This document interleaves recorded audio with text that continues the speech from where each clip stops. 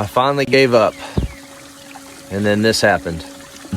So I made a video not too long ago talking about temptation, and I gave a tip that God shared with me of how to resist temptation. And I'll be honest with you, most of the time it works really well. But sometimes I think the temptation is a little more than we can handle. And I had one of those moments last night. So I'm not kidding you. I mean, as long as I'm in the Word and I'm praying and I'm spending plenty of time with God, I'm fine. But as soon as I get tired, I get busy, and I just, my time with God really starts lacking, that's when temptation gets a little bit too hard to deal with. And I feel like the enemy waits for those moments. He waits for those opportunities to slip in.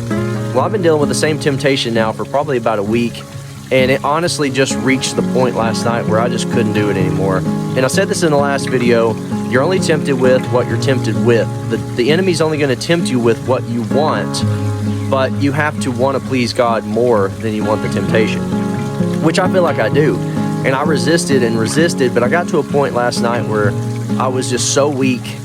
And I remember laying there trying to go to bed, and these thoughts are basically trying to come in my mind like crazy. And I just kept praying, God, I don't want to sin against you. I don't want to hurt you. And then all of a sudden there was this moment where, the best way to describe it, it's almost like a dam busted. But as soon as that happened, my entire mind was just flooded with these inappropriate thoughts, to the point where I could feel it through my whole body. It just almost rushed through me. And I felt that moment of resisting, and then I just completely gave up. And I said, God, I can't do this. But then I said, I need you to do it for me. And the moment I said that, the best way to describe it is like a drain opened up in my mind, and it all just went away. And in that moment, I'm laying there, and it's like total peace. I feel perfectly fine. I laid there, and I thanked God, and then I went to sleep, and I slept great.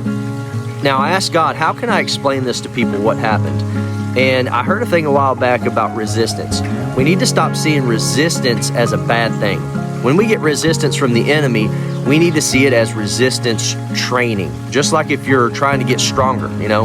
And then God took it even further. He showed me this morning, imagine you're trying to lift a heavy weight off your chest, and you're getting resistance and you're getting resistance, but eventually it gets to the point where it's too heavy, and you have to have a spotter.